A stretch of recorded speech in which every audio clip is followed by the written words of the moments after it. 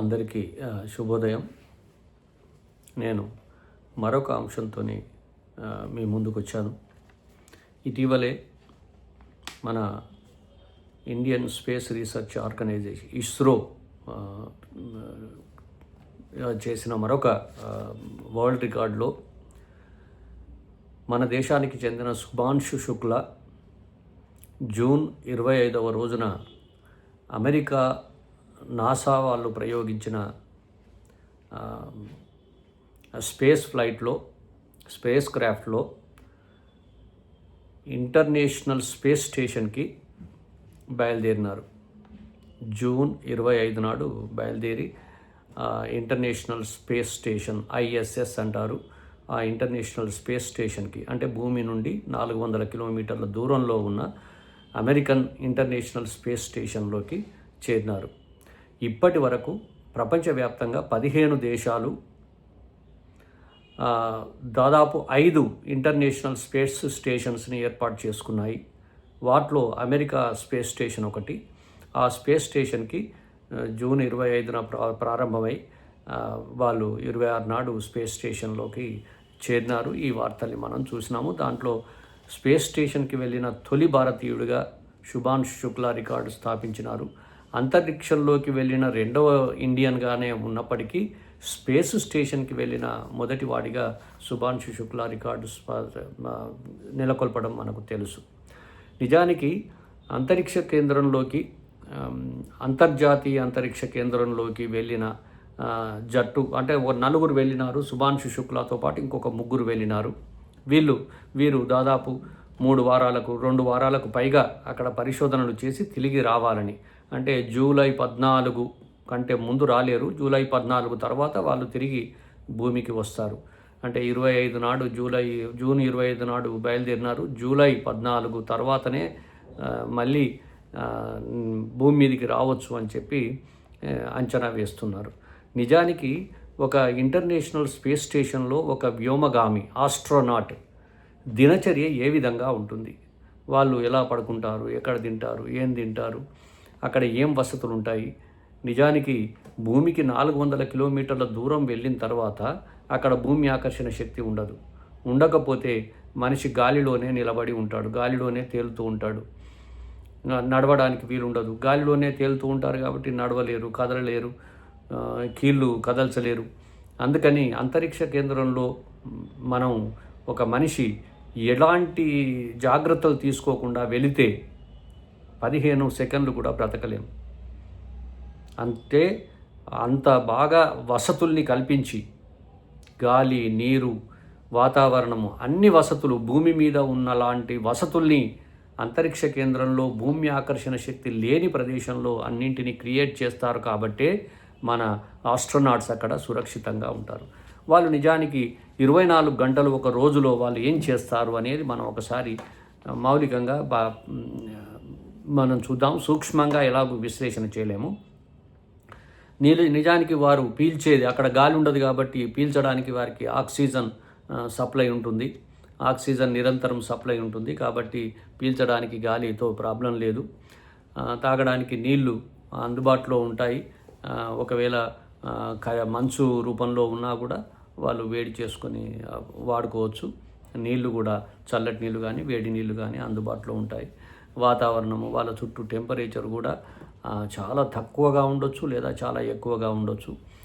ఇంకొక విశేషం ఏమిటి అంటే అంతరిక్ష కేంద్రంలో ఉన్న వ్యోమగాములు వారు భూమి చుట్టూ తిరుగుతారు కాబట్టి 24 గంటల్లో అంటే ఒక రోజులో ఒక ఇంటర్నేషనల్ స్పేస్ స్టేషన్ భూమి చుట్టూ 16 సార్లు తిరుగుతుంది. ఎన్నిసార్లు భూమి చుట్టూ ఒక స్పేస్ స్టేషన్ తిరిగితే అన్ని సూర్యోదయాలు ఉన్నట్టు లెక్క. నిజానికి భూమి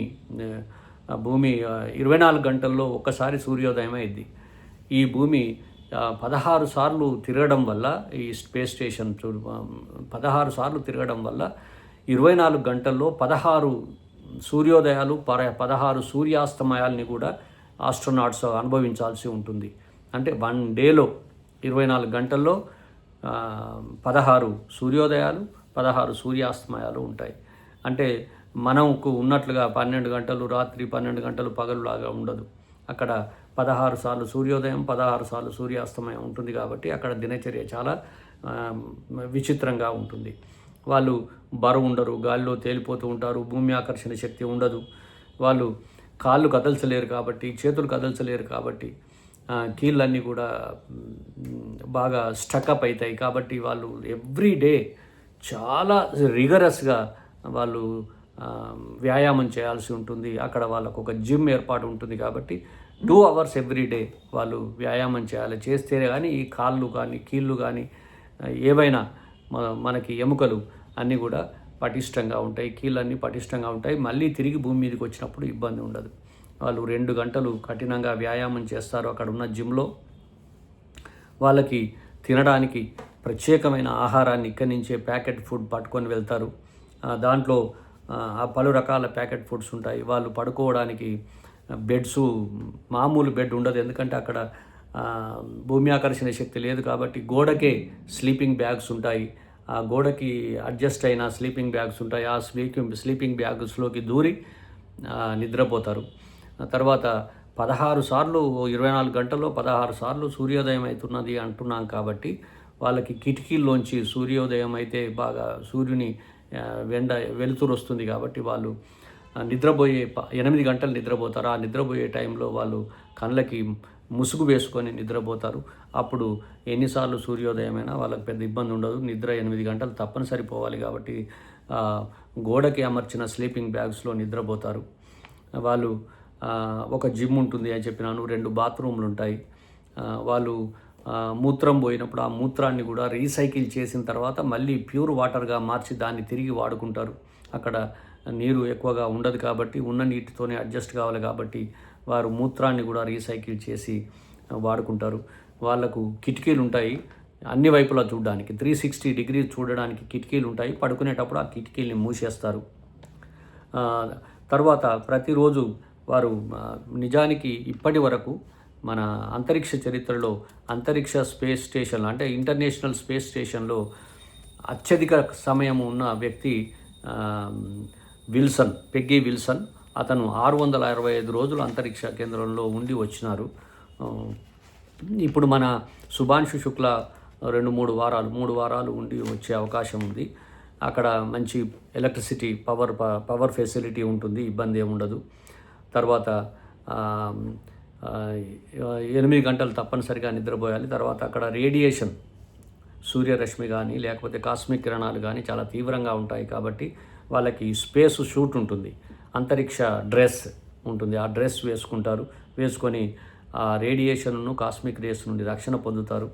వాళ్ళకు స్టోర్డ్ ఫుడ్ ఉంటుంది అని చెప్పినాను, నిల్వ ఉంచిన నీటి ఆహారాన్ని తీసుకెళ్తారు. దాంట్లో స్నాక్స్ ఉంటాయి, మామూలు మెయిన్ ఫుడ్ ఉంటుంది, rice, noodles, green tea, coffee, millets ఆహారము, prawns, non vegetarian, biscuits, dry fruits, spices, సాసులు, తర్వాత కూల్ డ్రింక్స్, శీతల పానీయాలు ఇవన్నీ కూడా ఇక్కడి నుంచి తీసుకెళ్తారు. ఇవి ఎక్కువగా పొడి రూపంలో ఉంటాయి. వాటిని వేడి నీళ్ళల్లో కానీ చల్లటి నీళ్ళల్లో కానీ అవసరాన్ని బట్టి ఆ పొడిని కలుపుకుంటే వాళ్ళు ఆహారం రూపంలో దాన్ని తీసుకుంటారు. వాళ్ళ ఇంటికి మాట్లాడాలన్నా, వాళ్ళ కొలీగ్స్తో మాట్లాడాలన్నా అక్కడ ఇంటర్నెట్ ఫెసిలిటీ ఉంటుంది కాబట్టి వాళ్ళు లైవ్ టీవీలు చూడొచ్చు, వాళ్ళ బంధువులతో మాట్లాడొచ్చు, వాళ్ళ ఫ్రెండ్స్తో మాట్లాడొచ్చు, లేకపోతే భూమి మీద ఉన్న అంతరిక్ష కేంద్రంతో మాట్లాడొచ్చు. వాళ్ళు రేడియో వినే అవకాశం ఉంటుంది, వాళ్ళు పుస్తకాలు చదువుతారు, వాళ్ళ పర్సనల్ కాల్స్ కూడా చేస్తారు, ఇంటి వాళ్ళకి పర్సనల్ కాల్స్ చేస్తారు, మ్యూజిక్ వింటారు, టీవీ చూస్తారు, లైవ్ టీవీ చూస్తారు. అక్కడ ఇంటర్నెట్ ఫెసిలిటీ ఉంటుంది కాబట్టి ఇవన్నీ ఉంటాయి కాబట్టి వాళ్ళకి దినచర్య ఏమి ఇబ్బంది ఉండదు. ఇవన్నీ నిజానికి వాళ్ళు వెళ్ళింది నిద్రపోవడానికో వ్యాయామం చేయడానికో కాదు కదా, పరిశోధన కూడా చేయాలి కాబట్టి వాళ్ళకు నిర్దేశించిన పరిశోధనల్ని ఇతర సమయంలో చేస్తారు. 8 గంటలు నిద్రపోతుంది, 2 గంటలు వ్యాయామం పోతుంది, ఇక ఇతర దినచర్యకు టైం ఉంటుంది. తర్వాత కనీసం ఒక 8 hours వాళ్ళు రీసెర్చ్ వర్క్ కూడా చేయాలి కాబట్టి రీసెర్చ్ వర్క్ చేస్తారు. దాంట్లో వాళ్ళు ఆ అంతరిక్ష కేంద్రంలో ఉన్న ఎలక్ట్రానిక్ ఇన్స్ట్రుమెంట్స్ని శుద్ధి చేసుకోవటము, వాటిని క్లీన్ చేసుకోవటము, వాటిని ఇన్స్పెక్షన్ చేయడము, పనిచేస్తున్నాయా లేదా చూసుకోవటము, పని చేయకపోతే రిపేర్ చేయడము, ఇలాంటి పనులు చేసుకుంటూ వాళ్ళు ప్రయోగాల్ని కొనసాగిస్తూ ఉంటారు. అంటే వాళ్ళు ఒక 7-8 గంటలు ప్రయోగాలు చేయాలంటే వారు 8 గంటలు నిద్రపోవాలి, మంచి ఆహారాన్ని తినాలి, మంచి గాలిని పీల్చాలి, మంచి వాతావరణం ఉండాలి, ఇవన్నీ ఉండాలి. కాబట్టి అంతరిక్ష కేంద్రంలో ఇంటర్నేషనల్ స్పేస్ స్టేషన్లో ఉన్న ఆస్ట్రోనాట్స్కి భూమి మీద ఎలాంటి అవసరాలు ఉన్నాయో ఇక్కడున్న ఏర్పాట్లన్నీ కూడా అక్కడ ఆర్టిఫిషియల్గా క్రియేట్ చేస్తారు. కాబట్టి వాళ్ళు అక్కడ పరిశోధనలు చేసి ఆరోగ్యంగా ఉంటారు. కొందరు మొదటిసారి వెళ్ళిన ఆస్ట్రోనాట్స్ అంతరిక్ష కేంద్రానికి మొదటిసారి వెళ్తే వాళ్ళకి మొదట్లో కొంత అనారోగ్యం కూడా కలిగే అవకాశం ఉంది. అలాంటి వాళ్ళు కొద్ది రోజులు వాళ్ళు వెంట మెడిసిన్స్ తీసుకెళ్తారు. కాబట్టి కొద్ది రోజుల్లో వాళ్ళు మళ్ళీ సెట్ అయ్యి తిరిగి అంతరిక్ష కేంద్రంలో వాళ్ళ ప్రయోగాన్ని ఆరోగ్యంగా ఉండి కొనసాగిస్తారు. ఇలా అంతరిక్ష కేంద్రంలో ఒక ఆస్ట్రోనాట్ ఒక అద్భుతమైన ప్రయోగాలు చేయడానికి ప్రాణానికి తెగించి అక్కడికి వెళ్తారు. మనకు తెలుసు కొన్ని సందర్భాల్లో వెళ్ళేటప్పుడు కానీ వచ్చేటప్పుడు కానీ వాళ్ళ సాంకేతిక లోపం వల్ల ఆ స్పేస్ క్రాఫ్ట్ మధ్యలోనే పేలిపోయే అవకాశం ఉంటుంది, చనిపోయే అవకాశం కూడా ఉంటుంది, ల్యాండింగ్లో కొంత సమస్య ఉంటుంది. ఇవన్నింటినీ ఉన్నాయని తెలిసి కూడా వాళ్ళు ధైర్యంగా వెళ్ళి ప్రయోగాలు చేసి రావటం అనేది మనం చూస్తూ ఉన్నాము. ఇలాంటి ఇంటర్నేషనల్ స్పేస్ స్టేషన్కి వెళ్ళిన ఒక స్పేస్ ఆస్ట్రోనాట్ వ్యోమగామి తన 24 గంటల దినచర్యని ఆ విధంగా గడపడం అనేది జరుగుతుంది. ఇంకా డీటెయిల్స్కి వెళ్తే చాలా ఉంటుంది, కానీ మౌలికంగా వాళ్ళకు తినడానికి తిండి కానీ, బాత్రూమ్లు కానీ, sleeping beds, wall mounted sleeping beds ఉంటాయి. తర్వాత ఒక జిమ్ ఉంటుంది. ప్రతి స్పేస్ క్రాఫ్ట్లో ఒక 6 బెడ్రూమ్స్ ఉంటాయి. 6 బెడ్రూమ్స్, తర్వాత 2 మన 360 డిగ్రీస్ చూడడానికి, అన్ని వైపులా చూడడానికి కిటికీలు ఉంటాయి. ఇలాంటి అన్ని వసతులు ఉంటాయి. కాబట్టి వాళ్ళకు ప్రాణానికి ఏం ప్రమాదం లేదు, కానీ వాళ్ళు పరిశోధనలు సక్రమంగా చేసి వాళ్ళు మంచి ఫలితాలను తీసుకొస్తే మనకి చాలా లాభం జరుగుతుంది. కాబట్టి సామాన్య మానవునికి లాభమయ్యే పరిశోధనలు చేస్తారు. కాబట్టి అలాంటి అవకాశాలు మనకి ఆస్ట్రోనాట్స్ వల్ల కలుగుతాయి. కాబట్టి మన